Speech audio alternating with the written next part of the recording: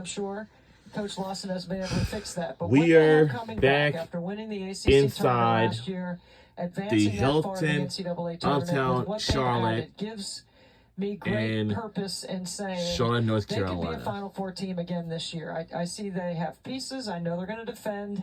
They got to shoot the three a little bit better. And, you know, we heard Coach Lawson say, I'm not going to count last year's deficiencies against this year's team. We'll see.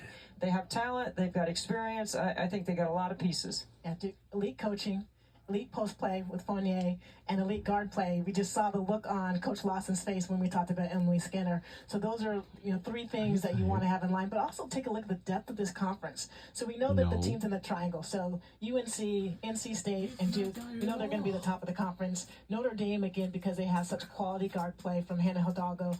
But now there's some players that and teams that are on the come up.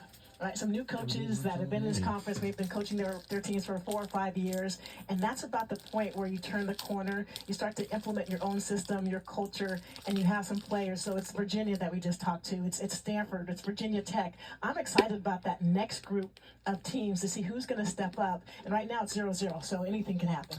I love the expectation of this time of year. You know, I always say everybody loves their team. Everybody's happy as players. Nobody's playing time has been determined, really. I mean, it's just all on the table right now, and that's exciting. But to Angela's point, the depth of the league is always good. Now they have to prove it. You know, they have to go and win some non-conference. They got to win the SEC challenge. They've got to play well enough to be able to be competitive, to show competitive depth in the league. If you look at what Charlie Cream is predicting, I think he has 10 teams in. Yeah, 10 or 11 out of the 18. That's a pretty good number.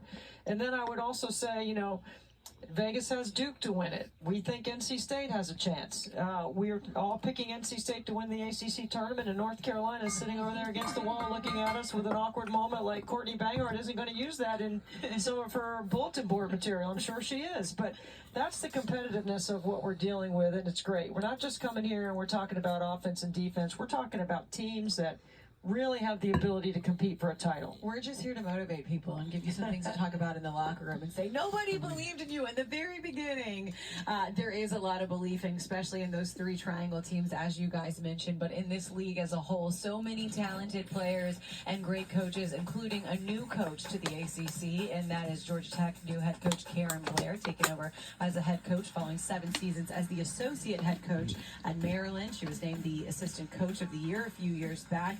Has had some excellent recruiting that helped lead Maryland to 4 Sweet 16 appearances in the last 5 years. Now she brings all that experience to Georgia Tech, and right now she is at the podium for her first ACC tip-off. Good afternoon, everyone.